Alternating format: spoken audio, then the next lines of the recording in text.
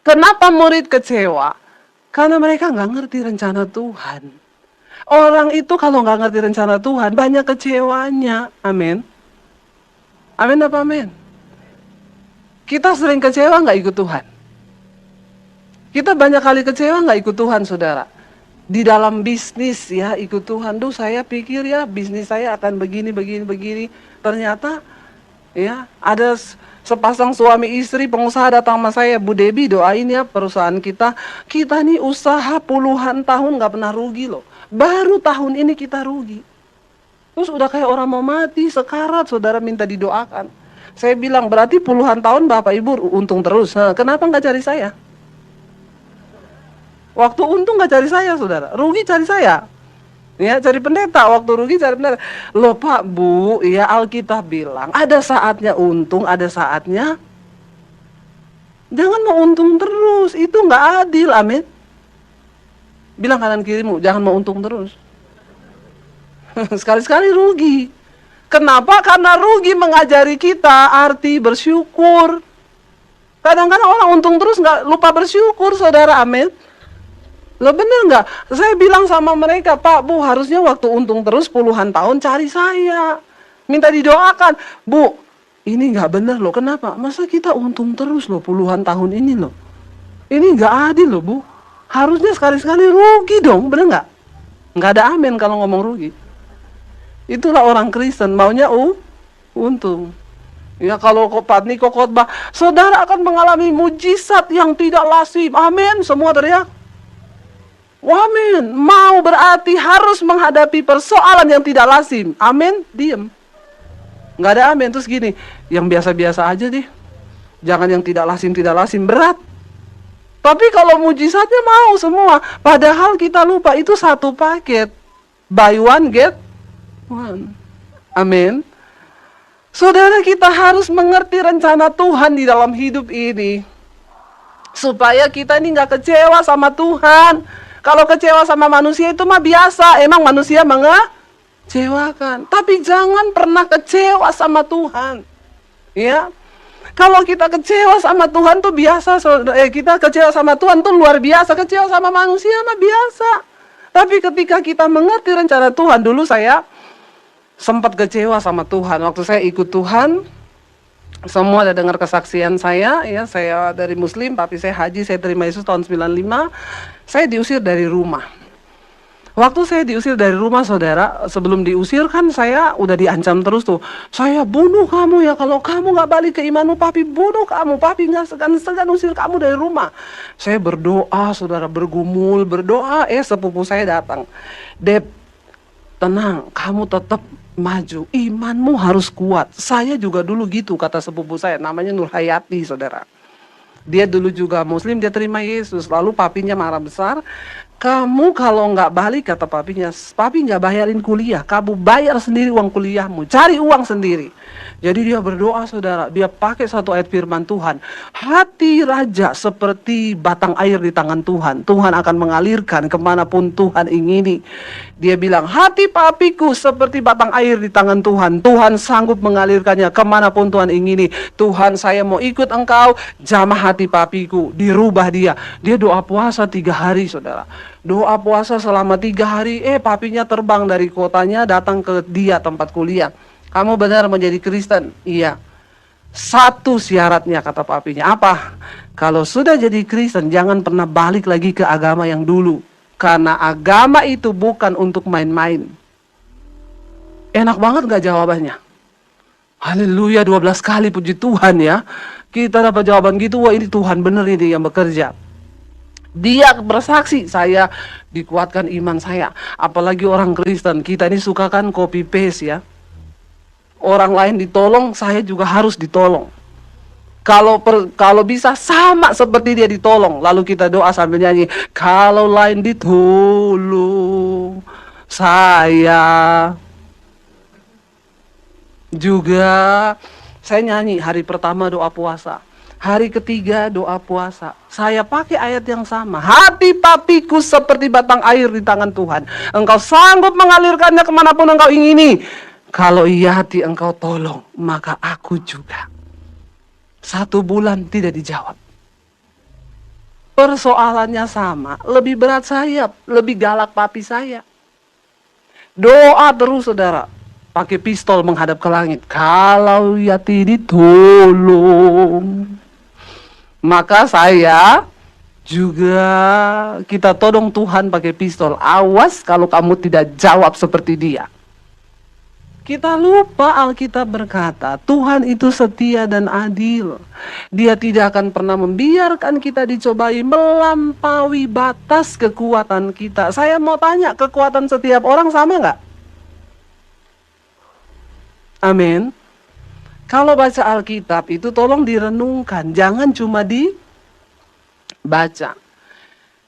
Sebab Allah itu setia dan adil. Dia tidak akan pernah membiarkan kita dicobai melampaui batas kekuatan. Dipreteli satu-satu kalimatnya. Pertama, Allah setia dan adil. Kedua, dia tidak akan membiarkan kita dicobai. Oh, dia nggak akan pernah biarkan saya. Yang ketiga, melampaui batas kekuatan. Nah, kekuatan ini kan mesti tidak sama tiap orang. Harus sampai di situ, saudara. Makanya saya itu, kita nih baca 1 ayat aja ngertinya 1 bulan belum tentu ngerti-ngerti loh. Makanya saya suka angkat jempol kalau ada orang sehari itu baca 10 pasal Alkitab. Jempol 4-4 saya angkat. Kita baca 1 ayat aja, mengerti dan melakukan 1 ayat itu susahnya. Auzubillahi minasyaitonirrahmanirrahim. Sampai berbulan-bulan belum tentu kita bisa lakukan 1 ayat. Ada orang hebat, saya bu tiap hari 10 pasal saya telan itu Alkitab. Ini kalau nggak jadi malaikat, apalagi nggak masuk surga, kebangetan. Benar nggak saudara? Jadi saudara kita tahu kan, oh batas kekuatan seseorang itu kan berbeda. Buat Yati 3 hari dia doa puasa, udah di situ batasannya. Kalau lebih, dia bakal balik lagi mungkin. Langsung dijawab Tuhan. Saya saudara 3 bulan. Doa puasa terus, ayatnya sama. Kalau Yati ditolong, sampai udah nangis saudara. Saya juga tolong Tuhan, tolong dong Tuhan. Udah gak kuat nih. 3 bulan dijawab, papi saya datang. Kamu benar mau jadi Kristen? Iya. Angkat pakaianmu dari rumah. Jangan anggap kamu punya keluarga. Keluar kamu, jangan bawa ijazah satupun. Saya mau lihat Yesus mau kasih makan kamu apa. Nangis gak saya saudara? Nangis. Tuhan, persoalannya sama loh. Doanya sama, ayatnya sama yang saya pakai. Doa puasanya lebih lama saya loh Tuhan. Kenapa jawabannya beda? Halo saudara. Belum tentu orang menghadapi sebuah persoalan terus jawabannya sama. Dalam hal ini kita harus mengerti kehendak Tuhan. Dulu saya nggak ngerti, saya keluar dari rumah baca Alkitab, Tuhan. Habis dibilang gitu saya masuk di kamar, nangis saya, Tuhan, kenapa terlalu berat syarat untuk mengikut Engkau? Saya ini dibesarkan keluarga saya puluhan tahun, terus gara-gara saya terima Yesus, sekarang saya harus dipisahkan dengan keluarga saya. Ini bukan hal yang mudah buat saya. Lalu saya mau hidup di mana, mau makan apa tanpa ijazah, saya harus memulai semua bukan nol lagi, saudara. Lalu saya memulai dengan apa Tuhan? Cuma air mata dengan iman datang di kaki Tuhan, nangis. Saya cuma bilang gini, Tuhan, apapun resiko yang ada di depan saya hari ini, jangan biarkan aku keluar dari kehendak dan rencanamu. Saya cuma mau masuk dalam kehendakmu. Apapun resikonya, kasih tahu hari ini apa kehendakmu. Engkau bilang pergi, aku pergi. Engkau bilang tinggal, aku tinggal. Buka Alkitab. Kan Tuhan bicara lewat firman. Jangan telepon dukun. Jangan tanya orang lain. Bergumullah secara pribadi dengan Tuhan. Saya tuh bingung sekarang orang Kristen saudara. Apa-apa tanya.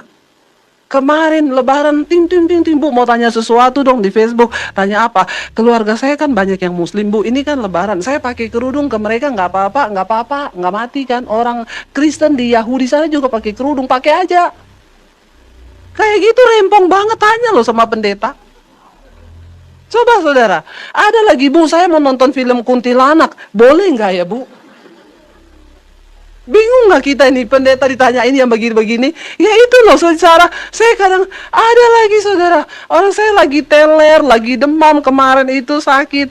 Ting, Bu, mau tanya dong, penting banget, apa ya? Saya kok kalau baca Alkitab nggak bisa konsen ya? Kayak begini, coba saya mau ngomong apa sama dia? Sampai saya bilang sama suami saya, pusing kepala saya ya. Lihat nih, orang Kristen punya pertanyaan, kata suami saya dibaca. Itu pertanyaan yang tidak perlu dijawab, saya nggak usah dijawab. Tapi kan kasihan kalau dijawab, nanti dia bilang lagi itu pendeta sombong banget. Jadi saya jawab, Bu, ya berdoa dulu. Tutup mata. Ibu tahu cara berdoa kan?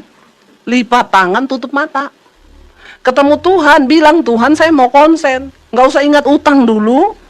Ya, TV matiin, jangan ibu baca Alkitab sambil nonton film India. Atau nonton drama Korea, bagaimana mau bisa fokus? Yang begini minta saudara konseling. Ada orang Kristen masuk, telepon, Bu, mau tanya, Bu, orang Kristen boleh cerai nggak? Saya pusing saudara mau jawab. Ini kalau saya jawab apa juga, dia pasti juga punya yang lain. Jadi saya bikin aja pertanyaan di Facebook. Biar saya aman kan? Ada yang tanya, orang Kristen boleh nggak cerai? Wah, jawabannya langsung tung tung tung tung tung tung tung tung tung tung tung tung. Mana Bu Debi nih? Menurut Bu Debi boleh nggak cerai? Kita udah jawab nih, Bu. Banyak banget. Saya bilang saya tunggu sampai 500 jawaban baru saya jawab. Saya mau lihat orang Kristen punya pendapat nih bagaimana. Dijawab saudara, sampai tembus 600, 750. Tapi saya juga nggak dapat apa-apa sih dari Facebook. Bukan berarti saya dapat duit, saudara. Akhirnya baru saya jawab tuh, saudara. Banyak ya pertentangan apa segala macam. Ini loh, Rasul Paulus bilang gini, asas-asas kekristenan aja engkau masih harus diajari. Padahal kalau ditinjau secara umur udah pada tua. Loh, bener nggak saudara? Kita ini kalau ditinjau secara umur udah harusnya kita ini jadi pengajar. Tapi ya kayak gitu masih tanya, Bu, nonton Jai Langkung boleh nggak? Rempong nggak saudara, kita ini harus menjawab yang begitu. Kalau lu penakut nggak usah tonton. Nanti lu nggak bisa tidur, lu minta didoakan pendeta lagi. Bu, saya nggak bisa tidur, kenapa? Tadi abis nonton film Jai Langkung. Saya doakan Jai Langkung datanglah kepada dia. Rempong nggak begini-begini? Ngapain juga lu tonton sambil tutup-tutup mata, bener nggak? Orang Kristen tuh begitu nonton, nggak usah nonton. Kalau begitu nonton yang lucu-lucu aja, amin. Hidup ini sudah berat, nggak usah ditambahin dengan berat lagi beban ketakutan, amin. Kita nggak usah nonton film horor aja, banyak yang horor di hidup ini. Bisa suamimu horor, istrimu horor, tetanggamu juga bisa horor, orang tua juga bisa horor. Anak pun kadang bawa roh horor. Jadi nggak usah tonton film-film yang begitu, amin. Karena Alkitab bilang, aku tidak memberikan roh ketakutan. Roh ketakutan itu berasal dari setan. Jadi kalau engkau nonton film Jai Langkung, berarti engkau sedang meresapi roh dari setan. Hati-hati loh saudara ya. Ya gitu aja, lu takut nggak? Kalau takut nggak usah nonton, kalau berani nonton aja sana. Berarti imanmu kuat. Nggak usah aneh-aneh saudara ya. Orang itu hidup itu sudah lurus-lurus saja. Daripada lu nggak bisa tidur, tambah-tambah beban lagi. Pikir utang, udah nggak bisa tidur. Masih mikir Jai Langkung. Coba saudara, aneh nggak? Aneh ya. Lalu saya berdoa, Tuhan kasih tahu saya, engkau suruh saya pergi dari rumah, saya pergi loh Tuhan. Tapi kalau engkau suruh tinggal, saya tinggal. Doa. Habis doa baca Alkitab, buka dapat ayat. Berbahagialah kamu jika karena namaku engkau meninggalkan ayahmu, ibumu, rumahmu, ladangmu, pekerjaanmu, atau apa saja, karena engkau akan memperolehnya lipat kali ganda. Nggak hitung 3. Yes, engkau bicara padaku Tuhan lewat ayat ini. Saya pergi ke Masih Barang. Mami saya nangis, mau kemana kamu? Kamu bener-bener mau pergi, tega kamu. Ngalah aja dulu, tunggu papi sama mami mati baru jadi Kristen. Kelamaan, Mam. Loh benar saudara. Bukan itu, ini waktu Tuhan buat saya. Terus kamu mau makan apa, mau hidup di mana? Yesus bertanggung jawab atas hidupku, Mam. Saya juga secara manusia nggak mau ini terjadi. Saya berangkat tinggalkan rumah. Masih nggak ngerti kenapa ini terjadi. Saya tinggal di sepupu saya, dari Poso saya ke Kota Palu. Tinggal di rumah sepupu saya, Nur Hayati itu. Di tempat kosnya dia. Saya bilang ini gara-gara saya ngikuti doamu loh. Makanya saya diusir dari rumah ini. Kamu yang ngajarin saya berdoa begini. Lalu saya tinggal di kos-kosannya dia 1 tahun. Tiap hari yang saya lakukan cuma nangis. Kenapa? Untuk bisa dapat makan, tinggal di kos-kosan. Ya cuci baju anak kos, nyapu, ngepel, masak. Ya upahnya apa? Dapat makan gratis di situ. Jadi kayak pembantu saya, tiap hari nangis, Tuhan, ngikut engkau sengsara banget sih. Iblis bilang, memang goblok kau, pulang ke rumahmu sana. Di sana pembantu yang cuciin baju, mau ngapain di sini kamu jadi pembantu cuma ikut Yesus, goblok banget. Tapi baca Alkitab, engkau telah dibeli, harganya lunas dibayar. Karena itu hidupmu bukan milikmu lagi, tapi milikku, kata Yesus.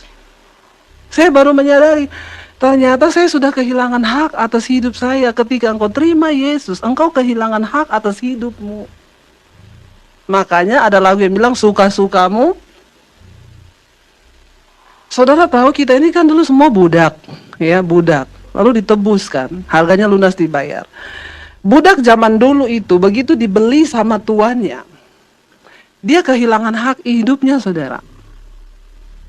Tidak dijamin sama pemerintah. Tergantung tuannya mau bunuh dia, mau diapain, mau disate, itu sudah hak tuannya zaman dulu, zaman perbudakan. Makanya kita ini diibaratkan budak. Bahkan zaman dulu budak itu kalau tuannya bepergian di waktu dingin, dia bawa beberapa budak. Untuk apa? Ketika dia kedinginan, budak itu dibaringkan di tanah, ada satu algojo, belah perutnya. Untuk apa? Tuannya cemplungin 2 kakinya dalam perut budak itu supaya nggak kedinginan.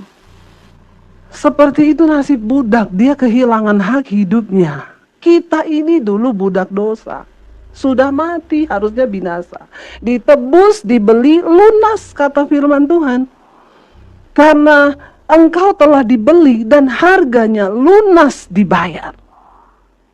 Kita berpindah kepemilikan dari tangan setan menjadi anak Tuhan. Dan ketika engkau ikut Tuhan, apapun yang Tuhan mau buat, kita nggak punya hak lagi atas hidup kita. Saya nangis dan bilang, Tuhan, aku nggak punya hak atas hidup. Apapun yang mau terjadi, buat saja atas hidupku. Saya udah nggak peduli. Harusnya saya sudah mati, binasa di tangan setan. Orang tadinya saya mau bunuh diri. Saya ikuti apa yang Tuhan mau. 1 tahun diproses seperti itu, nangis. Akhirnya saya masuk sekolah Alkitab. Ikuti Tuhan aja. Saudara tahu, ketika saya melihat hidup saya sekarang, dulu saya bertanya, kenapa saya diusir Tuhan? Kejam engkau, saya pisah dengan keluarga. Saya gini, sekarang doa saya Pak Tuhan, terima kasih karena waktu itu aku diusir. Loh kalau saya nggak diusir, saya nggak ketemu saudara. Amin. Jadi Tuhan itu selalu punya maksud. Dari setiap persoalan yang kita alami, kita harus tangkap apa itu kehendak Tuhan supaya kita tidak kecewa dengan hidup ini. Bahkan ada banyak orang kecewa sama Tuhan. Dari kepala 2, dulu udah kepala 2, 25, 26 saya berdoa buat jodoh, tembus kepala 3, tidak ketemu juga. Saya mulai putus asa, Bu. Saya diskon 50%. Sel gede-gedean loh, 70 plus 20. Nggak laku juga. Lu bener, saya pelayanan di Solo, saudara, ketemu satu orang WL. Dan saya tuh heran, waktu itu saya altar call selesai khotbah. Bukan untuk jemaat, tapi untuk tim PPW. Saya bilang, saya nggak tahu ini, tapi Tuhan gerakkan saya untuk doakan semua tim PPW. Lalu WL ini cewek maju. Waktu didoakan, menggelepar-gelepar, dia jatuh manifest, selesai doa, dia datang sama saya. Nangis, dia bilang, Bu, ibu itu datang ke sini cuma untuk saya. Lo enggak lo, untuk semua lah. Enggak, untuk saya, Bu. Kenapa? Ibu tahu enggak, saya sudah berdoa buat jodoh, Bu. Enggak ketemu-ketemu. Akhirnya orang tua saya carikan saya calon. WL di gereja. Dan bulan lalu saya sudah terima lamaran dari Zulkifli. Dan ibu tahu bulan depan kami akan menikah. Semuanya sudah diatur. Tapi waktu ibu doain saat tadi saya dapat kekuatan dari Tuhan. Saya harus tinggalkan, Bu. Tinggalkan, saya bilang. Tapi resikonya nanti orang tua saya marah. Bilang, yakinkan mereka Tuhan akan kirim saya yang terbaik. Lebih dari Zulkifli. Kamu jangan jual Yesus loh. Kamu nikah sama dia. Memang, Bu, saya harus menyangkal Yesus gini-gini. Jangan pernah tinggalkan Tuhan. Kamu gak akan pernah bahagia. Dia putusin. Masuk di inbox saya. Bu, wah, kekacauan besar terjadi dalam keluarga. Papa mama saya marah besar karena saya membatalkan gini. Kamu bertahan. Orang yang setia taat pada Tuhan tidak akan pernah dipermalukan. Lama saya nggak dapat kabar. 2 bulan kemudian dia masuk di Facebook. Bu, saya udah menikah. Sama siapa? Petrus. Haleluya, saudara. Lo bener nggak? Jadi gini, saudara, waktu engkau berdoa minta jodoh, yang pertama Tuhan tahu, yang kedua siapa yang tahu? Siapa? Selain Tuhan yang tahu doa kita, siapa? Setan. Loh, setan tahu nggak apa yang kita butuhkan? Ya tahu. Apalagi engkau ketemu teman, doain ya, lagi butuh jodoh nih. Setan dengar nggak? Dengar. Setan rapat mendadak. Shh. Loh, kan setan itu kerjaannya apa, saudara? Kerjaan setan apa? Saudara tahu nggak kerjaan setan apa? Nggak pernah jadi setan. Nggak usah pura-pura. Kerjaan setan apa, saudara? Mencobai. Dia kirim nih pencobaan, nggak masuk, dia bikin strategi baru, dia kirim lagi. Karena kalau dia tidak berhasil mencobai kita, ya dia kan tidak mencapai target. Nggak dapat bonus dia. Lalu setan dengar doanya butuh jodoh, dikirim Zulkifli, dikirim Muhammad. Ya, dia kirim dulu jebakan-jebakan karena dia tahu sebentar lagi Tuhan akan jawab nih doanya. Jadi sebelum kita dapat yang asli, dikirim setan yang palsu dulu. Makanya jangan terburu-buru. Dalam hal ini engkau perlu tahu yang dari Tuhan yang mana nih. Amin, saudara. Nggak benar loh, saudara. Jadi tidak semua berkat itu yang kelihatan berkat itu dari Tuhan. Pas dia berdoa, pas orang tuanya ketemu sama teman lamanya, kita jodohin aja anak kita. Mamanya Zulkifli datang ke rumah. Mamanya bilang, loh, lu lagi berdoa minta jodoh kan? Tuhan ketemukan mama sama mamanya Zulkifli. Ya udah lu nikah aja sama Zulkifli. Loh, tapi mas saya kan WL di gereja. Nggak usah peduli gitu. Di Jawa itu kan semua agama itu ya sama-sama lah ya. Nggak apa-apa lah, sama aja. Yaudah, ya kamu sama Zulkifli aja. Ternyata Tuhan tuh udah punya, dikirim Petrus. Ya, tapi Petrus ini kan masih dalam tahap pengiriman. JNE-nya masih terhalang ini ya, karena cuaca buruk. Udah nyampe duluan Zulkifli. Makanya dia bilang gini, Bu Debi, untung waktu itu ibu datang loh. Ya, saya bilang nggak, itu karena Tuhan mendengar doamu. Amin, saudara. Lo ingat nggak ketika Daniel berdoa meminta hikmat? Kan itu dikirim ya setan terus, setan. Tetapi Alkitab berkata karena Daniel tidak pernah berhenti berdoa, ya Tuhan kirim malaikat Mikael untuk halangi itu setan, orang-orang Persia di atas udara yang menghalangi jawaban doa ini. Jangan pernah berhenti bertanya sama Tuhan, saudara. Amin. Saya dulu waktu mau beli rumah di Jakarta, datang di Jakarta mau beli rumah, nanya, akhirnya dapat, saudara. Ya waktu itu soalnya gubernurnya masih yang lama, jadi DP-nya masih 30%. Gubernur baru kan harusnya 0% ya. Padahal janjinya 0%. Tetapi, ya itu kata padahal dan tetapi semua. Ya lalu ya saya tuh lagi layani, ada suami istri, ya mereka lagi ada masalah dalam rumah tangga mau bercerai. Karena saya tiap hari layani mereka mau bercerai, ya jadi mereka tuh tahu kadang-kadang telepon, Bu bisa ke rumah nggak bisa, saya ini lagi cari-cari rumah. Oh ibu mau beli rumah, iya. Lalu dia tanya, Bu ada kendala apa nggak yang kita bisa bantu gitu ya. Kami merasa ibu tuh sudah banyak mendoakan keluarga kami di saat kami lagi kacau, ibu bisa datang, jadi nggak apa-apalah kita bantu. Gini aja Pak, kalau mau bantu saya Pak Bu, ya gini loh, jadi saya ini kan nggak bisa ambil apa-apa lewat bank, karena ya bank itu selalu syaratnya slip gaji, saya ini nggak ada slip gaji. Jadi kalau ditanya ibu ada kerja, ada gaji, ada, slipnya mana? Nggak ada. Lah gajinya dari mana Bu? Kok nggak ada slipnya? Dari sorga Mas. Terus slipnya dengan iman. Orang bank bilang, bos saya tidak beriman Bu, jadi maaf kita nggak pakai slip dengan iman. Jadi agak repot saya saudara ya. Jadi ya udah saya bilang sama dia, Pak, ada nggak Bapak punya kenalan bank atau apa yang ya bisa urusin saya ini loh, saya ini nggak bisa tembus di bank. Oh ya coba saya tanya, itu kalau DP-nya nggak 30% bisa nggak? Wah nggak bisa, itu aturan bank, saya nggak bisa utak-atik. Nggak bisa Ibu. Oh berarti nggak jadi, emang uang Ibu kurang? Iya, kurang berapa? Banyak Pak, berapa? 75 juta. Bu, aman. Saya yang tangani 75 jutanya, saya jaminkan Ibu di bank. Oh ini udah oke, BCA udah oke ya, nanti Ibu siapin semua berkas-berkasnya biar diambil sopir saya diatur. Ya saya pikir kan mujizat kan saudara, beres semua nggak? Beres kan, saya pulang saya cerita sama suami saya, itu bapak sama ibu mau tolong kita gini-gini.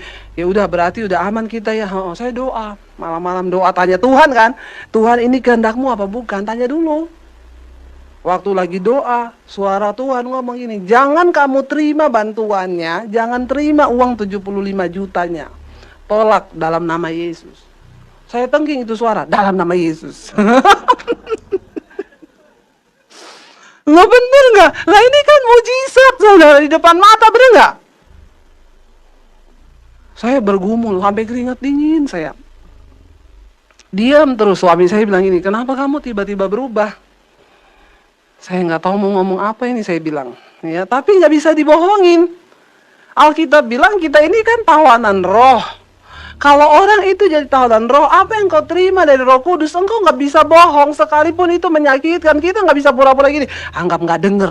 Ya nggak mungkin. Nggak mungkin kita anggap nggak denger tuh nggak mungkin, mending nggak denger sekalian daripada denger. Makanya ikut Tuhan itu kadang-kadang nggak enak. Memang nggak enak. Saya diam, suami saya tanya saya, ada apa? Kenapa kamu tiba-tiba berubah gini? Itu loh. Saya minta tanda gini, Tuhan, kalau ini memang suara Tuhan, suami saya setuju. Kalau dia nggak setuju, berarti aku harus melakukan firman, istri tunduk pada suami. Loh Tuhan dilawan kan pakai firman. Sebenarnya manusia ini, makanya jangan suka capek ya sama tuh ngomong ngeluh sama Tuhan. Tuhan, saya capek menghadapi persoalan. Tuhan bilang, kamu pikir saya nggak lebih capek hadapi kamu? Tuhan tuh lebih capek loh hadapi kita ini. Jadi saya punya senjata gitu. Kalau suami saya bilang ambil, ya berarti kan itu Alkitab bilang istri tunduklah pada suamimu. Saya cerita sama dia. Jawabannya gini, ya kalau Tuhan yang ngomong, jangan loh. Ya, dia tidak mendukung, saudara. Berarti kami harus menolak ya. Saya bergumul di dalam hati, Tuhan gak ada jalan lagi loh, cuma ini jalan. Di meja makan, mertua saya ngomong, Tuhan tuh ajaib ya di saat memang kalian membutuhkan gini-gini. Wah ini kesaksian besar gini-gini. Dia udah seneng kan, saya udah cerita. Saya bilang, Bu, nggak jadi. Kenapa? Saya tuh doa dapat suara Tuhan gini-gini, saya harus tolak semua pertolongannya mereka. Mertua saya bilang gini, itu tuh dari Tuhan loh. Nggak ada orang tuh mau nolong sampai seperti itu kalau bukan Tuhan loh yang gerakan. Tapi saya nggak ada ayatnya, taatlah kepada mertuamu. Nggak ada ayatnya, saya cari-cari nggak ketemu saudara. Itu ketawanya biasa aja. Kayaknya bermasalah sama mertua juga itu. Jadi saya ini gini, ya nggak ada ayatnya lagi. Ya udah, jadi saya sampai takut ketemu bapak itu. Dia telepon SMS terus, Bu, kapan syaratnya siap? Ini orang BCA udah telepon terus. Bentar Pak, saya lagi berdoa. Berdoa apa lagi, Bu? Ini tuh jawaban doa Ibu udah dijawab Tuhan. Saya lagi tanya Tuhan terus, Pak.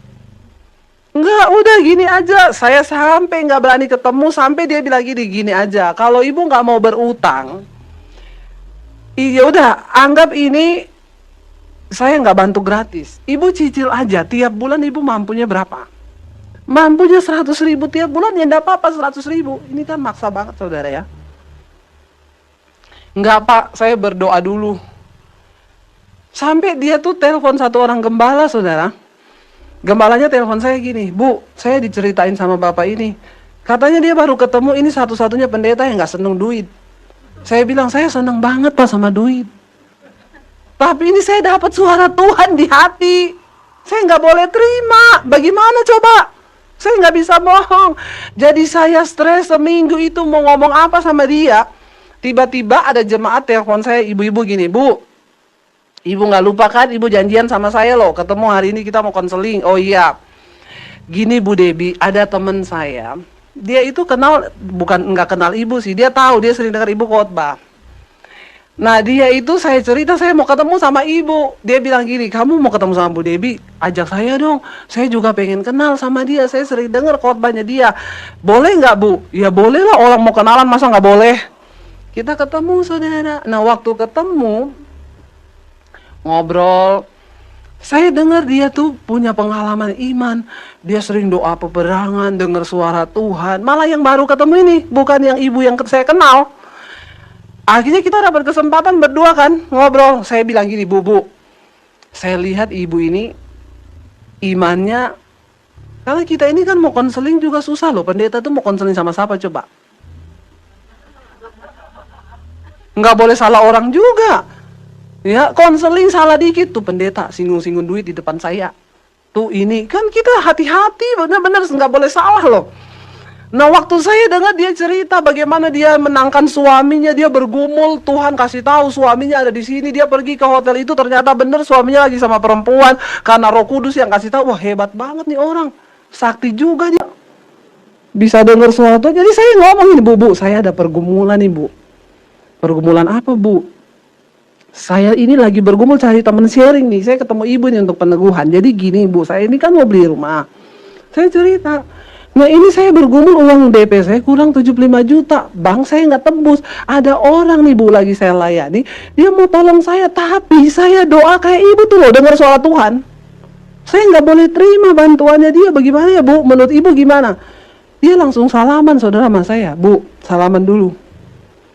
Kenapa? Ibu tahu nggak kenapa saya mau ketemu ibu hari ini? Enggak. Seminggu ini Tuhan taruh ibu di hati saya. Tuhan suruh saya nolong ibu dalam hal finansial, tapi saya nggak tahu ibu persoalannya apa. Dengan ibu cerita hari ini nih yang Tuhan mau. Ibu tolak ya dari dia. Hari ini saya minta nomor rekening ibu, saya transfer ke ibu 75 juta. Jadi bingung nggak saya? Jadi ini loh saudara, kadang pertolongan Tuhan yang asli itu udah mau datang, tapi yang palsu dikirim setan dulu.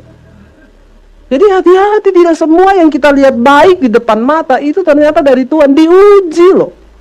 Saya juga nggak tahu sebabnya apa Tuhan suruh saya tolak bantuan itu.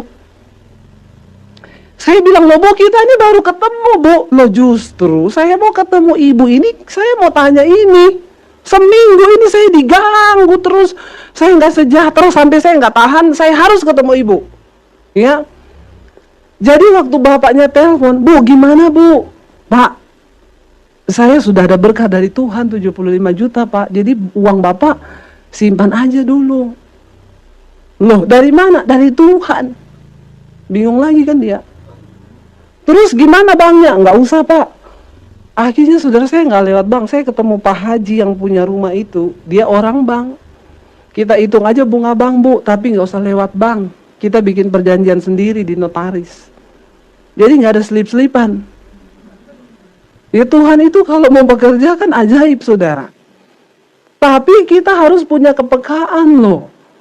Ya, kalau kita nggak mengerti rencana Tuhan, kita nggak tahu kan setan itu pasang perangkap apa di depan kita.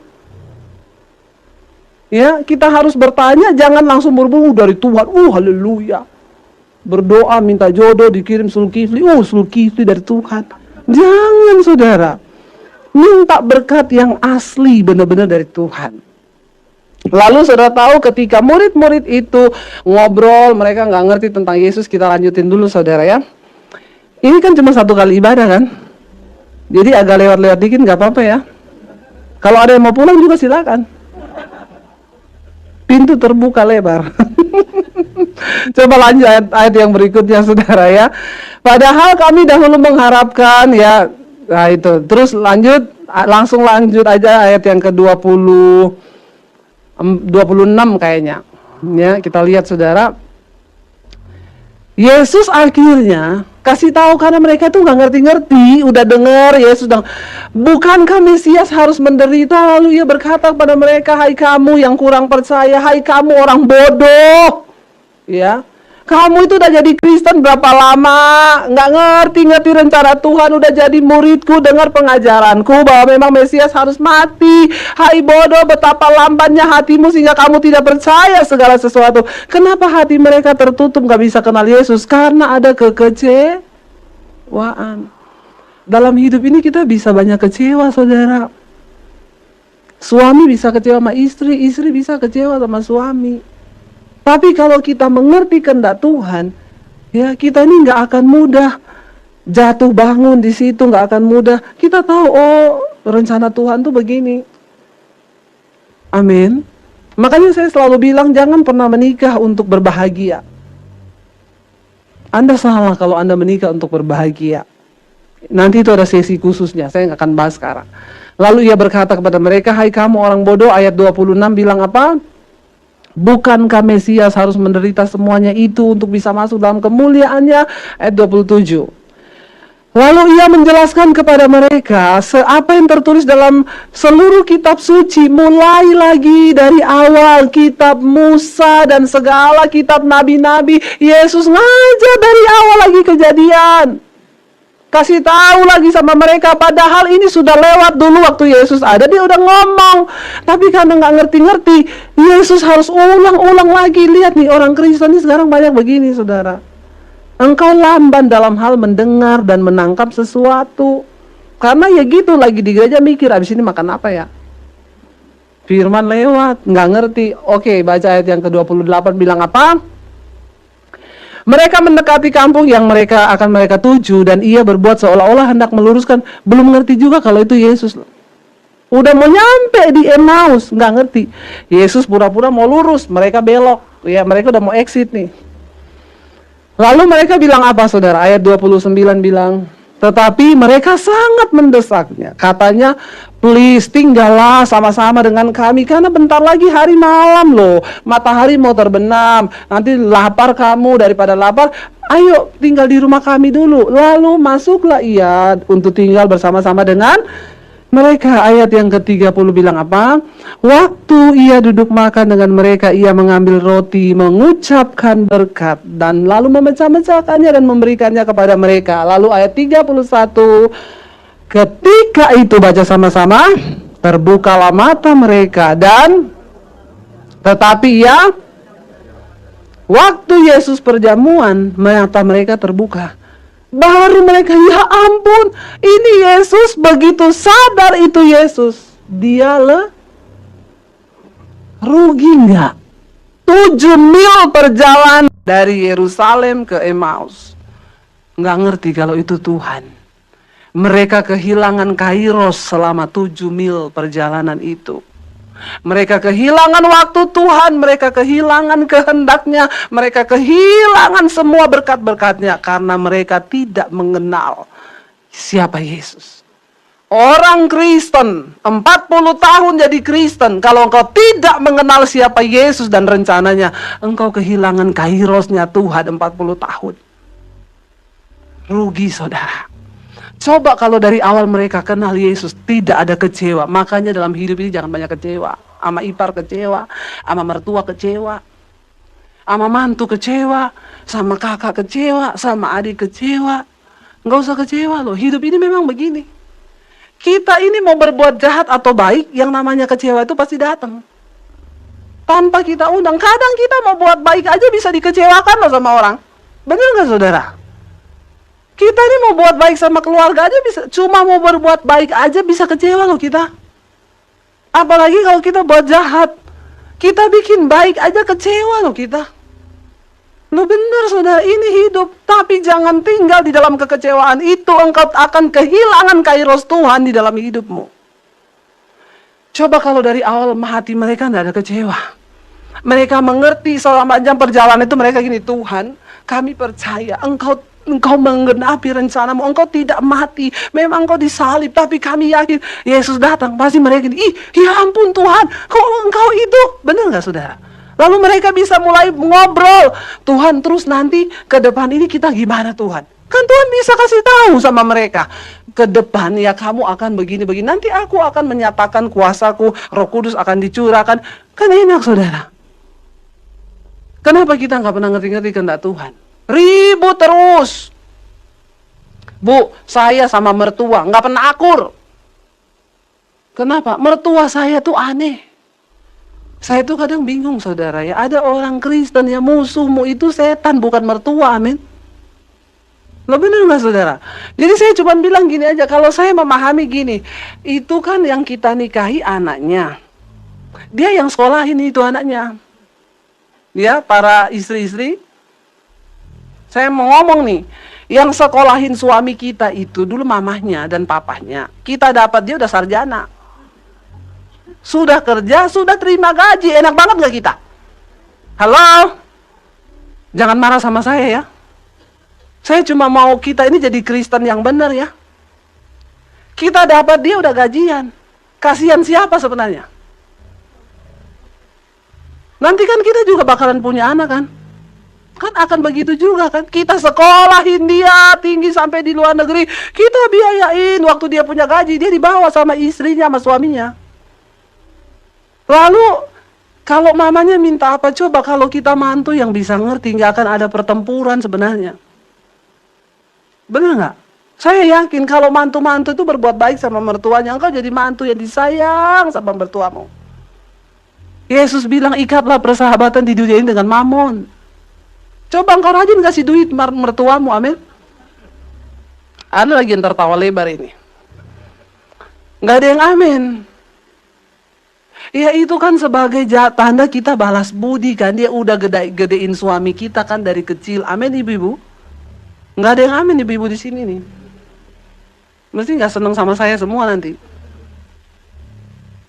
Tapi bu, mertua saya aneh. Seaneh-anehnya orang kita berbuat baik terus berbuat baik. Mau aneh dia? Ngerti aja. Ada orang, bu, mertua saya lagi datang. Berantem saya terus di rumah sama dia. Bukan cuma sama dia, sama suami tiap hari saya ribut kalau ada dia. Memang mertua begitu. Mertua saya kalau datang saudara, dia masukkan ke dapur, saya goreng tempe nih. Jangan dipotong terlalu tebal. Kenapa? Suami saya namanya Daniel. Itu Daniel nggak suka tempe yang tebal. Dia kan merasa dari kecil kan dia yang pelihara. Dia tahu selera anaknya. Padahal anaknya nikah sama saya udah 15 tahun. Dia udah ikut selera saya. Dia nggak seneng tempe yang begitu. Dia seneng yang buatan saya. Tapi yang namanya mertua, nyoma, irisan. Goreng buat anakmu. Seneng dia. Dipotong, diiris, dimasak. Walaupun anak saya makan gini. Ini mesti bukan kamu yang masak. Makmu. Jadi makan aja biar dia seneng. Dimakan ya. Pagi-pagi dia bangun, saya harus bikinin kopi kan buat suami. Dia udah bikin duluan. Dia nggak tahu takaran kopi suami saya. Dia pikir ini masih anak kecil yang dia besarkan dulu. Gulanya banyak sekali saudara. Suami saya minum. Say, bukan kamu yang bikin, aku bangun, makmu sudah bikin. Terus gimana ini? Buang aja. Karena dia nggak bisa minum. Iya nggak apa-apa. Tapi pura-pura di depannya dia bilang enak dulu. Enak loh kopinya mak. Seneng kan dia. Kita yang waras nggak? Loh bener. Namanya orang tua itu memang begitu. Ya kita ngerti aja. Nanti anak saya telepon, saya pulang, mam. Kata anak saya, mam, pot bungamu dipindah loh sama Mae. Dipindah kemana? Saya masuk, berubah semua. Tatanan rumah diganti, saudara, sama dia. Ya dia merasa itu anaknya. Saya bilang sama anak saya, nggak apa-apa. Kalau dia balik ke Solo, kita rubah lagi. Enak nggak saudara? Enak kan? Nggak usah jadi persoalan. Loh mak, kok kamu pindah ke sini? Nggak bisa di sini. Dah lagi. Kita sama gila saudara. Loh kita ini kalau kita punya iman, kita ini mengerti kebenaran, sudahlah yang begitu. Kadang saya bilang sama suami saya, Say, kamu udah kasih uang belum sama makmu? Ya kan biasanya kamu yang kasih. Enggak, kali ini dari tanganmu loh. Masa dari tangan saya terus? Dari tanganmu supaya dia tahu anaknya itu sayang sama dia. Itu istri yang ajarin suami, amin ibu-ibu. Jangan ngomong, saya berantem sama mertua saya, terus saya bingung caranya usir dia bagaimana. Saya beli tanaman bu, saya taruh depan rumah gede banget. Mertua saya pulang, ini tanaman apa ya, kok tajam-tajam? Itu namanya lidah mertua. Ya gitu, itu lidah mertua tajam. Ya mertuanya beresin pakaian, masuk koper, saya mau pulang sekarang.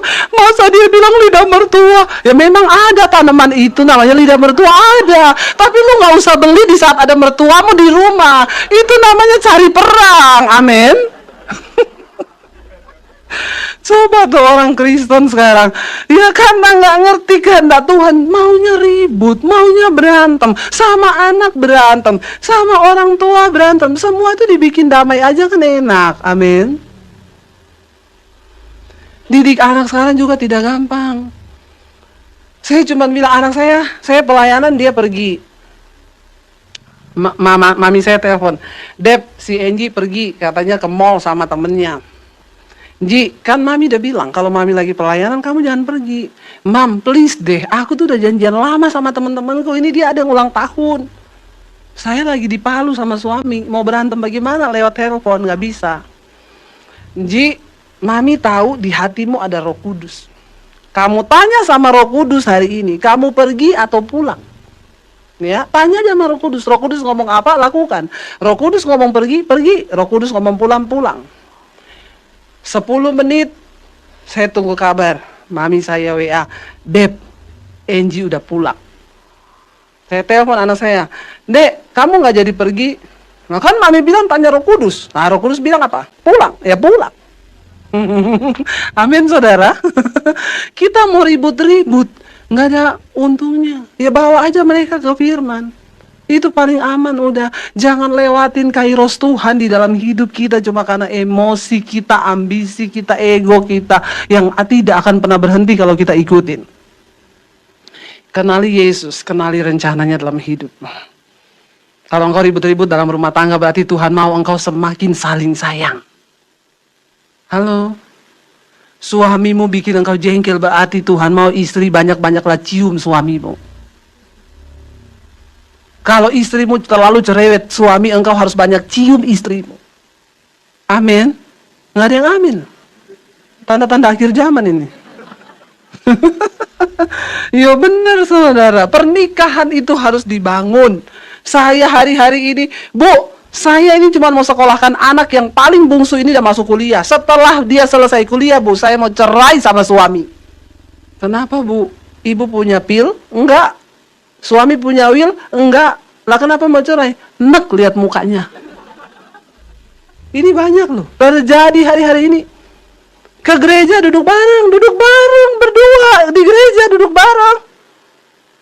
Begitu keluar gereja, lihat-lihatan, nek. Saudara, pernikahan ini harus dibangun loh. Lo bener loh. Saya mau lanjutin apa enggak ini? Mau nggak dilanjutin soal pernikahan? Nanti ya kelamaan ya. Udah pada bosan. Tanda-tanda akhir zaman. Lebih suka di luar daripada di gereja. Lo bener loh, kita ini kalau nggak ngerti kehendak Tuhan hancur, babak belur ngikuti keinginan diri. Dan saya percaya kita ini harus membaca kitab Ayub. Kenapa saudara? Karena kalau kita membaca kitab Ayub, maka semua kita akan merasa masalah kita itu paling kecil dan tidak ada apa-apanya. Siapa yang hari ini merasa sedang mengalami masalah yang berat? Ada yang mengalami masalah yang berat?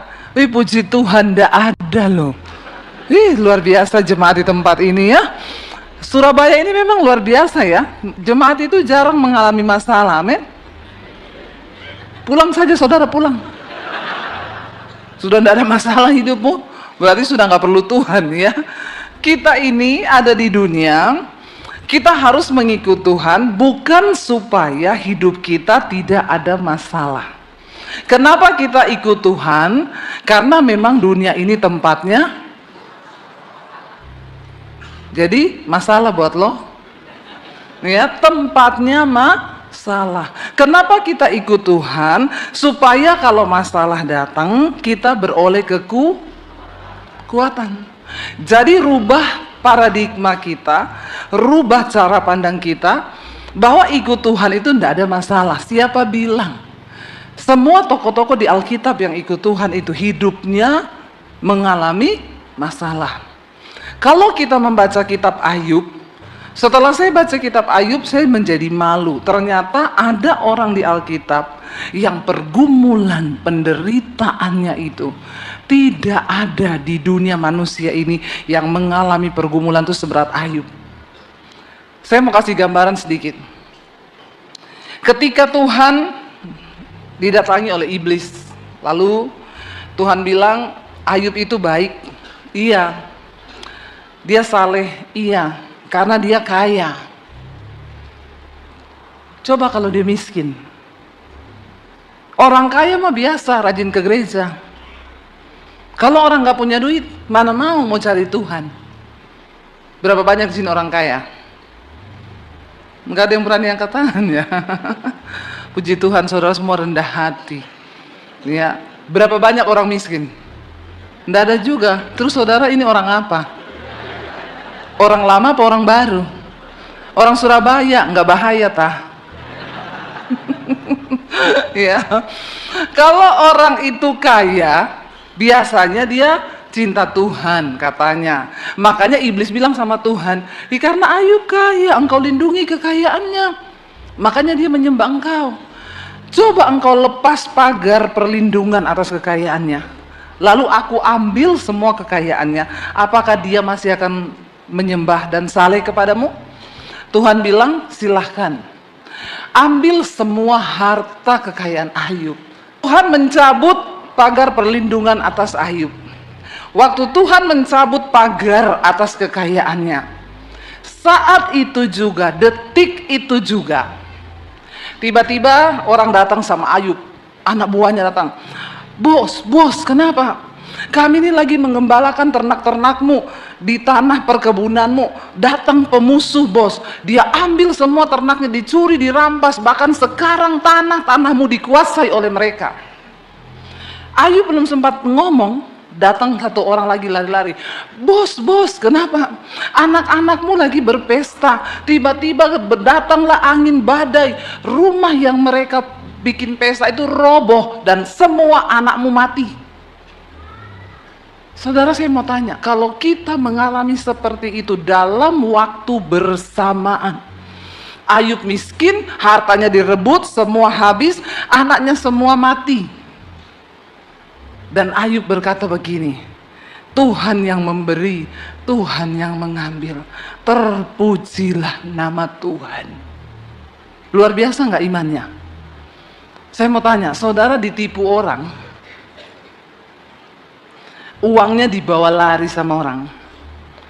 Saudara berkata, puji Tuhan, Tuhan yang memberi, Dia yang mengambil, terpujilah nama Tuhan. Saudara begitu kalau ditipu orang? Itu baru ditipu orang itu. Belum anaknya mati, semuanya habis, bis dalam waktu sekejap. Ya, saya tidak bisa membayangkan. Akhirnya iblis menghadap lagi kepada Tuhan. Tuhan bilang, bagaimana? Terbuktikan hambaku itu setia, Ayub. Oh, karena dia masih sehat. Coba engkau cabut perlindunganmu atas tubuhnya. Aku melihat apakah dia akan tetap memuji engkau. Tuhan bilang, silakan jamah tubuhnya, tulangnya, dagingnya, tapi nyawanya tetap dalam perlindunganku. Akhirnya iblis turun. Saat itu juga Ayub dikasih penyakit, luka satu badan seperti bisul, gatal, kesakitan sampai nyeri sampai ke tulang-tulangnya. Siapa yang pernah bisul di sini? Yang pernah mengalami bisul? Satu aja, satu. Nggak usah seluruh badan. Ada yang pernah bisul? Belum ada? Tuhan tolong kasih dia bisul satu aja, supaya dia bisa rasa. Nggak usah terlalu sok begitu pencitraan. Saya pernah mengalami bisul dulu waktu masih kecil, sering karena kebanyakan makan telur. Saudara belum pernah mengalami bisul? Pernah kan? Ya mbok ngomong pernah gitu loh. Ditanyanya diem toh, nggak angkat tangan, nggak apa. Kan saya harus memastikan saudara pernah mengalami supaya engkau tahu bagaimana rasanya toh. Daripada saya doakan saudara bisul, lebih baik enteng bilang pernah bu gitu ya. Saudara bayangkan bisul satu, itu kita nggak tidur loh kalau semalam-malam tuh badan rasanya demam, panas, sakitnya itu minta ampun. Ayub seluruh badan dari kulit kepala sampai telapak kaki. Dia berkata, bermalam-malam aku tidak bisa tidur karena nyeri di tulang-tulangku itu tidak kunjung hilang. Zaman itu belum ada obat anti nyeri.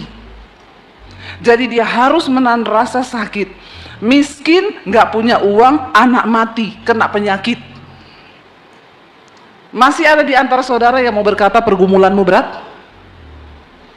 Kalau kita membaca kitab Ayub, maka kita ini menjadi orang yang tidak alay lebay, nggak merasa paling menderita. Perlu baca kitab Ayub. Siapa yang sudah pernah baca kitab Ayub?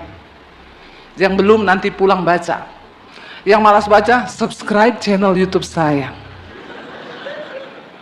Saya membahas di Mesbah Doa kitab Ayub dari pertama sampai selesai. Perlu Anda baca kitab Ayub karena semua yang ditulis dalam firman Tuhan ini itu Tuhan punya maksud dan rencana. Tapi kenapa kita ini seringkali gagal menghadapi kehidupan? Karena kau nggak baca Alkitab. Banyak sekali nilai berharga dalam kitab Ayub ini saudara. Luar biasa. Kalau kita sudah membaca kitab Ayub, saya yakin dan percaya saudara tidak akan menjadi jemaat yang baper koper bagasi. Apa itu baper? Bawa perasaan. Koper, korban perasaan. Bagasi, bahagia enggak, sedih iya. Ya, jadi bilang kanan kirimu, dilarang baper koper bagasi loh. Ya, kalau kita sudah membaca kitab Ayub, itu sangat luar biasa pergumulannya. Ayub itu menderita bukan karena berdosa, catat baik-baik, tapi karena Tuhan izinkan. Dia tidak ada dosa. Tetapi Ayub menjadi berdosa karena dia mengalami penderitaan yang begitu hebat. Ayub menjadi berdosa karena dia menderita begitu berat. Saudara, ketika kita diizinkan Tuhan mengalami pergumulan, ada banyak reaksi orang. Yang pertama, orang akan mencari Tuhan, lebih dekat dengan Tuhan kalau dalam masalah. Tapi yang kedua, ada orang yang lebih jauh dari Tuhan, bahkan berdosa di hadapan Tuhan. Nah, dosa Ayub itu apa saudara? Yang pertama, Ayub menjadi sombong. Dia bilang, engkau itu Tuhan katanya adil, tapi di mana keadilanmu? Ternyata engkau berlaku kejam kepadaku. Dia menuduh Tuhan curang dan Ayub merasa bahwa dia paling benar. Ayub mulai menghitung semua kebenarannya di hadapan Tuhan. Dia bilang, aku tidak layak menghadapi penderitaan yang seberat ini. Tidak ada cukup alasan bagi Tuhan untuk mengizinkan pergumulan yang berat begini kepadaku. Ayub mulai menghitung kelebihan dan kebaikannya. Pertama, aku nggak pernah mencuri milik orang. Kedua, aku nggak pernah hutang dan tidak membayar. Ketiga, aku nggak pernah bayar persembahan terlambat. Keempat, aku selalu membayar perpuluhanku, korban persembahanku, kubayar. Yang tepat waktu bayar persepuluhan aja mengalami penderitaan. Apalagi saudara yang jarang-jarang bayar perpuluhan. Ya, iya saudara. Ayub hitung semua, aku ndak pernah meniduri ya perempuan-perempuan lain. Aku ndak pernah melakukan yang jahat. Aku ndak pernah begitu. Tapi di mana keadilanmu Tuhan? Dia menuduh Tuhan jahat. Dia menuduh Tuhan itu tidak baik kepada dia. Lalu saudara, ada 3 teman Ayub yang menyesatkan. Mereka coba konseling Ayub. Dan mereka bilang bahwa Kamu tuh berdosa, akui dosamu di hadapan Tuhan. Kau pasti menyembunyikan salah, kau pasti punya kekejian, kau pasti begini. Mereka salah karena memang Ayub menderita itu bukan karena dia berdosa, tapi dia menjadi berdosa karena penderitaan yang berat. 3 orang sahabat ini terus menuduh Ayub itu melakukan dosa tersembunyi, tapi Ayub tidak mau mengaku. Ayub protes sama Tuhan. Lalu ada seorang teman Ayub, saudara, yang bukan termasuk 3 dari sahabatnya yang sesat itu, namanya Elihu. Elihu ini datang, dia bilang kalian bertiga ini salah, tapi Ayub kau juga salah. Dia berdiri di tengah-tengah mewakili Tuhan. Dia bilang apa? Mari kita baca Ayub pasal 35. Ayub pasal 35 ayat yang pertama. Kalau saudara baca judul perikopnya di sana, Allah memperhatikan penderitaan manusia. Jangan engkau pernah berpikir Tuhan tidak melihat apa yang kau alami hari ini. Tuhan memperhatikan pergumulanmu, Tuhan memperhatikan hidupmu, Tuhan juga memperhatikan dosa yang kau lakukan. Tidak ada satupun yang tertutup di mata Tuhan. Kita baca ayat yang pertama, Ayub 35. Maka berbicaralah Elihu, inikah yang kau anggap adil dan yang kau sebut kebenaranku di hadapan Allah? Kalau engkau bertanya, apa gunanya bagiku? Apakah kelebihanku bila aku berbuat dosa? Akulah yang akan memberi jawab kepadamu. Di dalam pergumulan Ayub, di dalam tekanan yang begitu berat, Ayub itu sudah merasa begini, percuma aku hidup jadi orang benar. Percuma aku ikut Tuhan, percuma aku ke gereja, percuma aku bayar persembahan, percuma aku melakukan ini dan itu, percuma aku berkorban, percuma aku hidup dalam kesalehan dan kekudusan. Mending aku hidup berbuat dosa. Malah orang-orang berdosa aku melihat hidup mereka makmur, hidup mereka enak, hidup mereka tanpa tekanan, tanpa masalah. Sebaliknya aku ini yang mau sungguh-sungguh sama Tuhan. Pernahkah saudara merasa begitu? Kayaknya kita sudah mau sungguh-sungguh dengan Tuhan, kita sudah mau serius dengan Tuhan, kita mau sungguh-sungguh hidup takut Tuhan. Tiba-tiba masalah tuh bertubi-tubi datang. Ayub merasa percuma aku ini berdoa, percuma aku mencari Tuhan, menyenangkan Tuhan. Lalu Tuhan bicara lewat Elihu sahabatnya, saudara. Dia datang menegur Ayub dan berkata, inikah yang kau sebut keadilanku di hadapan Allah? Ketika engkau bertanya, apakah gunanya bagiku? Apakah kelebihanku bila aku berbuat dosa? Ayat yang berikutnya berkata, akulah yang akan memberi jawab kepadamu dan kepada sahabat-sahabatmu yang bersama-sama dengan engkau. Arahkanlah pandanganmu ke langit dan lihatlah, perhatikanlah awan-awan yang lebih tinggi daripadamu. Temannya ini mencoba menyatakan kepada Ayub, kau itu jangan menuduh Tuhan curang atau tidak adil. Karena ada begitu banyak ciptaan Tuhan yang lebih besar daripada engkau, yang kau sendiri gak bisa membaca atau menerka apa-apa dari. Kalau ketika kita melihat langit, bukankah kita melihat keajaiban Tuhan? Apapun di samping, di sekeliling kita, kalau kita lihat itu menceritakan keajaiban Tuhan, saudara. Saya kalau lihat bunga, saya lihat keajaiban Tuhan. Ya, kita lihat air sungai, air terjun, wow, Tuhan tuh ajaib. Ya, dan dia bilang, engkau lihat awan-awan di sekelilingmu, ya, yang lebih tinggi daripadamu. Jikalau engkau berbuat dosa, apa yang kau lakukan terhadap dia? Elihu itu bilang begini, kalau kau memilih, kau capek jadi orang benar karena kau menghadapi masalah dan tekanan, ya silakan kau berbuat dosa. Tapi kalau engkau memang memilih untuk hidup melakukan dosa, ada orang-orang yang berkata, percuma ikut Tuhan, percuma sungguh-sungguh dengan Tuhan, toh juga hidupku begini-begini saja. Kok toh juga saya begini, mending saya sekalian aja menjadi orang berdosa. Ngapain? Saya dulu pernah konseling, ada pelayan Tuhan yang ngomong begitu, bu saya ini sudah menjaga hidup kudus loh, karena saya melayani Tuhan. Tapi saya lihat teman-teman saya yang mabok, yang ke night club, kok malah hidupnya lebih enak daripada saya. Saya bilang, ya silakan kalau kamu mau pikir berdosa, kau pikir Tuhan rugi. Jangan kau terlalu merasa berarti loh ya. Ini yang juga Elihu sampaikan. Kalau engkau memilih untuk hidup berbuat dosa, apakah yang engkau dapat perbuat? Dia dikatakan, jikalau engkau berbuat dosa, apa yang kau lakukan terhadap Tuhan? Kalau pelanggaranmu banyak, apa yang kau buat terhadap dia? Kalau engkau memilih hidup berdosa, emang Tuhan tuh rugi apa? Tuhan tuh tidak pernah rugi waktu kita memilih untuk hidup berdosa. Itu pilihanmu, pilihan sendiri. Anak muda, waktu kau pilih hidup dalam dosa, sorry, Tuhan tidak pernah rugi. Jangan terlalu GR, merasa kalau kita ini hidup kudus, berjuang mematikan, untung gitu. Tuhan nggak untung kalau kau hidup dalam kekudusan, dia juga nggak untung. Sebaliknya kalau kau hidup dalam dosa, dia juga nggak rugi. Jadi ayo kita mulai menyadari hidup kita ini singkat loh.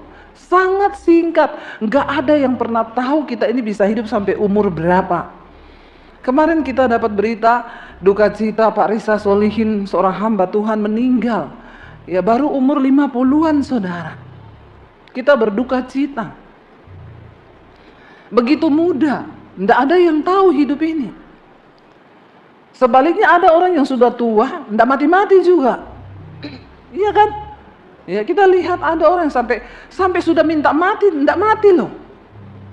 Ya saya berapa kali layani orang, ada yang 100 tahun, oma mau didoakan apa? Minta mati Ibu Pendeta. Saya bilang tidak bisa oma berdoa minta mati, oma itu haknya Tuhan. Makanya dulu oma berdoa tidak usah minta umur panjang, terlalu panjang, inilah akibatnya oma. Ya, susah ya kita dulu oma berdoa minta umur panjang, sekarang dikasih panjang sampai 100 lebih, oma yang sekarang minta mati lah, susah. Karena itu nggak bisa pendeta doakan mati oma, nggak bisa, itu haknya Tuhan. Makanya kalau berdoa bilang Tuhan, nggak usah minta terlalu panjang ya. Nanti saudara cari pendeta berdoa minta mati lagi, setengah mati itu. Nggak mungkin lah saya berdoa dalam nama Yesus, matilah kau. Nggak didengar Tuhan tuh doa begitu. Ya, ada orang-orang yang sangat mengharapkan kematian, tapi nggak mati loh. Ada yang masih pengen hidup, tapi sudah selesai. Sepupu saya loh, umur 53 saudara. Sehat, nggak sakit, mau pelayanan hari Minggu ke gereja. Pusing, sakit kepala. Sampai depan pintu gereja pingsan. Dibawa ke rumah sakit, sudah tidak sadar sampai meninggal cuma 1 minggu lewat. Sangat syok saya, kaget saya. Umur 53, tidak ada sakit. Saya percaya dia sudah seneng lah, karena orang yang mati itu seneng saudara, apalagi dalam Tuhan seneng. Orang mati dalam Tuhan itu seneng, makanya bertobat ya. Kalau belum bertobat, tidak seneng.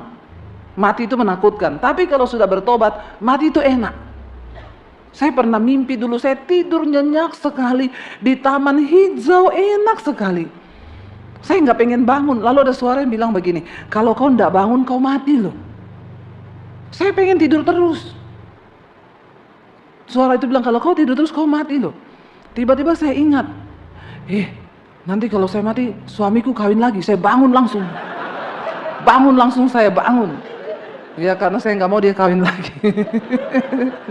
Ya, bangun saya. Tapi sebenarnya itu enak banget, dan semua orang yang pernah mati itu kesaksiannya saudara, nggak mau balik kalau disuruh balik. Orang-orang yang sudah pernah mati ketemu Tuhan, disuruh pulang nggak mau. Nggak Tuhan, aku mau di sini. Ya, makanya kalau hidupnya bertobat sungguh-sungguh dalam kebenaran. Elihu bilang, kalau engkau memilih untuk hidup dalam dosa, apa yang kau bisa lakukan dengan Tuhan? Tuhan tuh ndak rugi. Ndak rugi. Anak muda, bertobatlah selama masih ada waktu. Hari-hari ini kita hidup di hari-hari yang terakhir. Tuhan yang pegang kendali. Kita dengar berita-berita akan datang gempa megatrust. Ya, bisa terjadi. Karena itu sudah didengungkan dari beberapa tahun lalu, bahkan Jepang juga sudah mengiyakan bahwa memang Indonesia ini banyak lempengan yang itu bergeraknya setiap ratusan tahun sekali. Pernah terjadi di kota Palu 100 tahun Setiap 100 tahun itu terjadi.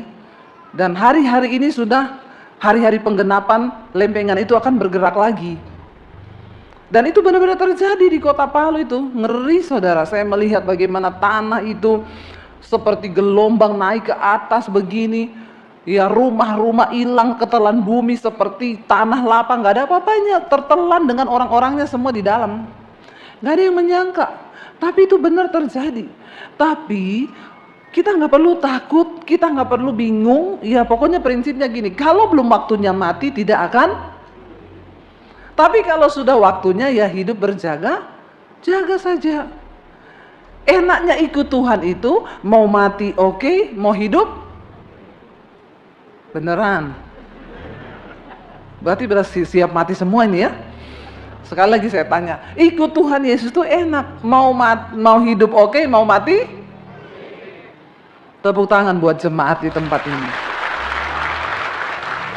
Itu goal dari kekristenan kita ketika kita ini siap dipanggil Tuhan. Saya kemarin dengar satu kesaksian bagus banget dari seorang ibu pendeta. Ya, jadi dia cerita waktu terjadi gempa bumi di Palu itu saudara.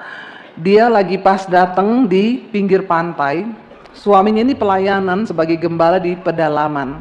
Ibu ini masih kerja sekuler, jadi dia nggak ikut suaminya ke pedalaman. Waktu hari kejadian itu di Palu kan lagi ada acara di pinggir pantai. Dia dengan sepupunya datang karena ada urusan kantor juga di depan situ. Di bank. Ketika dia datang saudara, tiba-tiba jam 6 sore itu gempa bumi dahsyat terjadi. Lalu tsunami naik ke atas tuh, orang sudah nggak sempat melarikan diri. Dia tergulung di dalam ombak tsunami yang pertama saudara. Dia bilang, ibu saya masuk di dalam air itu, yang ada di benak saya, aku mati. Tapi dia sempat bertanya, Tuhan, kenapa saya engkau izinkan mati di tempat ini? Kenapa tidak kau luputkan? Suamiku itu hambamu pendeta, anak-anakku masih kecil-kecil. Dia bilang di dalam gelombang air tsunami itu dia dengar Tuhan berbicara. Tuhan berkata begini, kau lihat sekarang kan? Tidak ada satupun yang bisa menolongmu. Saudaramu, suamimu, anakmu, saudara, sahabat, teman, tidak ada satupun manusia yang bisa menolongmu. Bahkan sekaya apapun manusia, kalau hari seperti ini tuh, kekayaannya juga tidak bisa menolong dia. Seperti Yesus berkata, harta tidak berguna pada hari kemurkaan. Suara Tuhan yang kedua berkata, karena itu jangan pernah engkau andalkan manusia dan jangan pernah kau andalkan kekuatanmu sendiri, sebab hidup dan nyawamu itu ada di tanganku. Dia teriak, Tuhan tolong aku, Tuhan selamatkan aku. Tuhan bilang, berserah. Yang bisa kau lakukan hari ini hanya berserah. Tiba-tiba dia keluar dari gulungan ombak yang pertama saudara. Dia lihat di depannya dia itu ada jergen warna putih. Dia ambil dengan tangannya. Saya tahu itu Tuhan yang kirim. Tidak mungkin kalau bukan Tuhan. Dia peluk jergen putih itu saudara. Waktu dia temukan jergen itu dia peluk. Tsunami yang kedua datang yang lebih besar. Dia tergulung lagi dalam ombak tsunami yang kedua itu saudara. Dia bilang, saya hanya bisa berteriak, saya nggak sadar itu Bu sudah di dalam air. Saya tidak tahu apa yang terjadi. Waktu selesai ombak itu sudah mulai surut, dia masih dalam air. Dia bilang, disitulah saya rasa saya kena kayu, kena ketusuk, segala macam barang-barang. Air itu hitam bercampur dengan lumpur. Waktu saya keluar dari air, saya lihat ada sebatang pohon yang berbentuk huruf Y. Saya ambil batang pohon yang di depan saya itu, saya peluk batang pohon itu. Akhirnya saya terbawa, air saya udah nggak tahu kemana. Saya sadar Bu, 1 jam kemudian, 1 jam dia berada di air. Ngeri saudara, itu ngeri ya. Saya buka mata, saya sudah berada di atas pohon. Bayangkan air bawah sampai ke atas pohon. Saya mencoba berteriak, tapi orang semua nggak ada yang menolong, nggak ada, karena orang semua berusaha menyelamatkan diri dan cari keluarganya kan. Dia bilang, di situ saya baru melihat pertolongan Tuhan yang ajaib Bu. Semua orang yang kena tsunami itu, semua bajunya lepas. Nggak ada tersisa satu baju pun. Entah jenazah, entah yang selamat. Karena terpaan air yang begitu dahsyat dan kuat. Semua yang dipakai, gelang, cincin, kalung, hilang semua. Tapi dia bilang, saya Bu, waktu saya sadar di atas pohon itu, saya masih pakai baju komplit, gelang, cincin, anting, jam tangan, semua masih lengkap.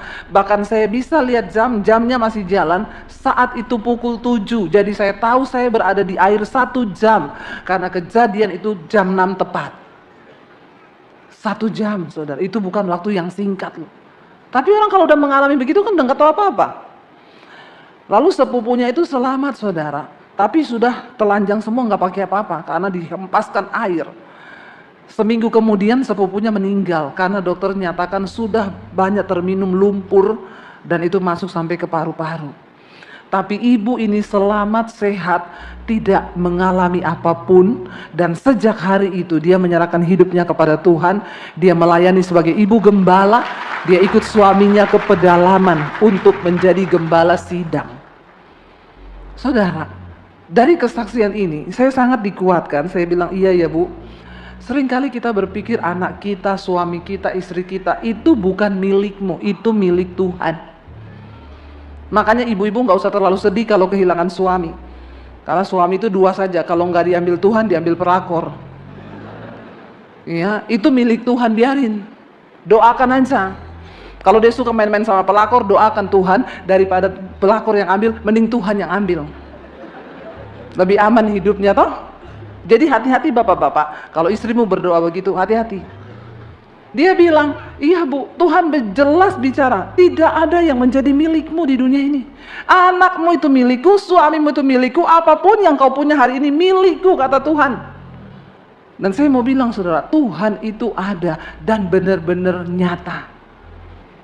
Dan dia turut bekerja bagi orang-orang yang sungguh-sungguh mengasihi dia, yang terpanggil sesuai dengan rencananya. Jadi saya mau bilang, gak usah terlalu takut orang mau ngomong tsunami, mau apa. Pokoknya prinsip kita, kalau belum waktunya mati, ndak mati.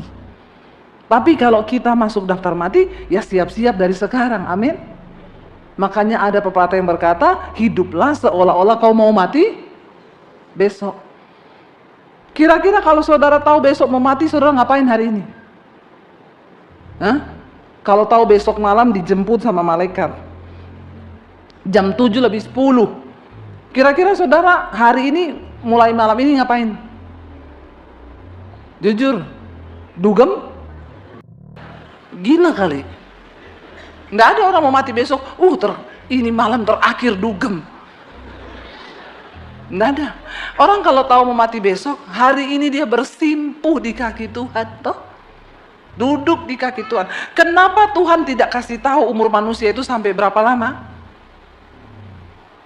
Tuhan tidak kasih tahu. Misalnya, kamu nanti hidup, Debbie Basir, kamu nanti hidup sampai 90 tahun. Ya, atau ada orang si A, kamu hidup nanti sampai 45 tahun. Saya yakin saudara, kalau dikasih tahu, dia hidup berdosa terus sampai 44 tahun lebih 29 hari. Ya. Tinggal besok itu sudah mau masuk. Ya, umur 45. Hari ini dia berubah. Ketemu orang, mau kemana? Shalom. Lu mau kemana? Doa puasa di GSJS, doa pagi. Kok lu agak aneh? Besok mau mati. Pasti begitu. Tuhan tuh udah tahu, manusia kalau dikasih tahu umurnya, ya pasti begitu, berdosa terus sampai umur tinggal tunggu 1 hari baru bertobat. Kenapa kematian adalah sebuah misteri? Supaya kita hidup berjaga-jaga. Amin. Jangan berbuat dosa. Sekalipun berat yang kau alami hari ini, jangan berbuat dosa. Ayub sempat berkata, untuk apa saya hidup jadi orang benar kalau hidup saya seperti ini? Mending saya hidup jadi seperti orang fasik. Makanya Tuhan bicara lewat Elihu, kalau kau berbuat dosa, apa untungnya bagi Tuhan? Apa yang kau perbuat terhadap dia? Sebaliknya, dikatakan, Ayat yang ke-7. Jikalau engkau benar, apakah yang kau berikan kepada Tuhan? Atau apakah yang diterimanya dari tanganmu? Kalau engkau memilih untuk hidup benar, emang Tuhan untung apa? Sebab kebenaran manusia di hadapan Tuhan seperti kain kotor, kata firman Tuhan. Semua kebenaran kita di hadapan Tuhan itu seperti kain kotor. Tidak ada yang benar kita ini. Karena manusia telah dikandung di dalam dosa. Dan kita lahir sudah di dalam dosa. Jadi kebenaran kita di hadapan Tuhan seperti kain kotor. Kenapa kita semua perlu bertobat setiap hari? Karena tidak ada kebenaran dalam diri kita selain hanya dari kasih karunia Tuhan. Makanya jangan lepas dari Tuhan, saudara. Lalu dia bilang begini, saudara. Ayat yang ke-8. Hanya orang seperti engkau yang dirugikan oleh kefasikanmu, dan hanya anak manusia yang diuntungkan oleh kebenaranmu. Kalau kau memilih hidup berbuat dosa, Tuhan tidak rugi, tapi yang rugi adalah dirimu sendiri. Ingat ya anak muda, kalau kau hari ini tetap memilih untuk hidup dalam dosa, berfoya-foya, dugem, hidup dalam kenajisan, Tuhan itu tidak rugi. Yang rugi adalah dirimu sendiri, karena upah dosa itu ialah maut. Tinggalkan dosamu. Ya, hari ini kalau firman Tuhan masih berbicara, terima dengan hati yang lemah lembut dan bilang, Tuhan, aku mau bertobat. Amin, saudara. Selama masih ada kesempatan, bertobat. Jangan nikmati dosamu. Saya tuh bingung di Jakarta. Sudah berita mau megatrust, mau gempa, itu tempat dugem di pik penuh, saudara. Tidak ada parkir. Dalam hati saya ini orang-orang ini mau mati kena bencana lagi dugem ini. Kalau kita lagi ada apa-apa di hadirat Tuhan kan enak, kita jalannya ketemu Tuhan. Lah kalau kau lagi begini-begini, mati kau. Kemana kau? Jalan tol ke neraka itu. Tapi saya percaya di Surabaya nggak ada yang suka dugem, toh. Apa itu? Orang tua mungkin tanya, apa itu dugem? Dunia gemetar. Dugem. Ya, jangan ya nak ya, jangan. Itu berbahaya ya nak ya, jangan. Ya, mari kita berkata, Tuhan aku mau bertobat, tinggalkan dosa. Iblis bilang, gak bisa kau bertobat. Bisa, Yura. Bisa. Aku pasti bisa bersama Roh Kudus. Apa yang tidak bisa bersama Tuhan? Amin. Bisa, saudara. Karena ketika engkau hidup memilih dalam dosa, kau yang rugi. Tidak ada satupun dosa yang membawa kebahagiaan dalam hidup manusia. Saya selalu berkata, saudara, kepada anak saya, kepada siapapun yang saya temui, hidupmu itu akan berbahagia kalau kau hidup menghormati Tuhan. Bagaimana cara engkau menghormati Tuhan? Hiduplah takut akan Tuhan. Tidak ada yang lain. Takut mau berbuat dosa, takut Tuhan. Mau mencuri, takut Tuhan. Mau utang tidak bayar, takut Tuhan. Amin. Terutama yang punya utang bilang amin. Ya, utang itu bayar. Ya, supaya tidak berdosa. Hidup kita ini di hadapan Tuhan itu dalam perkenanan. Kalau kau masih punya kepahitan, takut akan Tuhan, lepaskan pengampunan. Ya, tapi dia tuh tipu saya, bawa lari uang saya, biarin. Kita berkata, Tuhan yang memberi, Dia yang mengambil. Terpujilah nama Tuhan. Agak sedikit merubah ayat sih. Yang tepuk tangan ini orang-orang yang uangnya dibawa lari orang nih. Saya tahu dia menghibur dirinya. Nggak apa-apa, ikhlas, nggak usah ditagih, ikhlas. Karena kalau kau pikir terus uang yang hilang itu, kau sakit kepala, kau tidak diberkati Tuhan loh.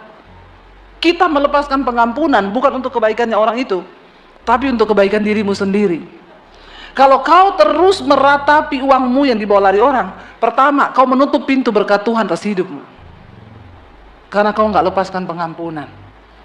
Ya, saya pernah mengalami soalnya ditipu uang saya 300 juta dibawa lari. Menurut saudara 300 juta kecil ya? Buat saya besar loh. Karena itu buat beli kerupuk, satu RT bisa makan. Tapi Tuhan suruh saya lepaskan pengampunan. Ya. Saya bilang, enggak bisa Tuhan. Lalu Roh Kudus bilang, kau kalau berkhotbah, kalau ada orang konseling, dia ngomong dia ditipu, kau nasihatmu apa? Ya suruh mengampuni. Terus sekarang kau mengalami, kau melakukan seperti nasihatmu? Ya kalau itu kan dia banyak uang Tuhan, kalau saya kan alasan. Tuhan bilang saya nggak mau tahu alasanmu. Kau mau menjadi pelaku firman apa enggak? Berat saudara, berat. Tidak mudah. Saya berusaha, iya Tuhan, oke saya mengampuni. Jangan bilang toh WA orangnya. Saya disuruh begitu sama Roh Kudus. WA apa? Ya WA bilang kau sudah mengampuni dan melupakan. Mengampuni ya Tuhan, melupakan belum. Nggak bisa, itu sudah satu paket. Sekarang kau ketik itu, saya ambil HP, saya sekalian curhat sama orangnya, karena kan sudah terakhir. Saya bilang, saya itu kepahitan sama kau, saya itu kecewa sama kau, hidupmu terkutuk. Sekalian saya mengungkapkan semua isi hatiku. Tapi terakhir saya bilang, tapi malam ini saya ditegur Tuhan, saya disuruh lepaskan pengampunan. Jadi aku melepaskan pengampunan terhadapmu. Saya mau kirim, Roh Kudus bilang, tulis di situ juga. Dan aku sudah melupakan masalah uang itu, aku tidak akan menagihnya. Kalau itu tunggu dulu Tuhan. Siapa tahu masih bisa jalan damai itu. Dia cicil walaupun cuma 100.000 tiap bulan. Lumayan kan 30 tahun selesai toh. Sampai sudah kakek nenek. Saya masih begitu loh, Tuhan bilang enggak bisa. Kalau kau mengampuni, tulis sekarang. Akhirnya saya ketik dan mulai sekarang bergetar tangan saya kayak kena orang Parkinson. Antara emosi jiwa dan keinginan daging serta keinginan roh yang berjuang melawan semua hawa nafsu. Saya bilang, dan mulai besok, mulai hari ini saya melupakan semuanya. Saya tidak akan tanya perihal uang itu. Saya kirim saudara. Lalu saya melihat ke atas, saya bilang, puas. Ternyata Tuhan tidak semudah itu. Tapi saya harus mengalami. Besok iblis bilang, ketik, tanya uangnya mana. Bergumul lagi saya. Aduh, bergetar. Tuhan bilang, kau sudah, saya mau ketik, saya baca lagi. Dan mulai sekarang saya sudah tidak akan tanya perihal uang itu. Ternyata kenapa Tuhan suruh saya ketik? Supaya saya diingetin terus. Waktu saya baca, tidak jadi. Seminggu kemudian saudara, saya itu lagi DP mobil 10 juta, mau beli mobil yang harganya 350 juta. Tiba-tiba ada orang telepon, Ibu Debbie, saya mau minta maaf, Ibu jangan tersinggung ya. Tuhan suruh saya beliin Ibu mobil. Kok enggak wow ya? Enggak wow ya? Mau beliin saya mobil, minta maaf. Saya sudah hampir tidak baca, karena ada orang-orang minta maaf Bu, boleh pinjam 100. Wah itu. Itu horor sih, horor. Kalau ada orang tiba-tiba, bro, masih ingat nggak? Aduh, itu saya bilang, maaf saya kena amnesia.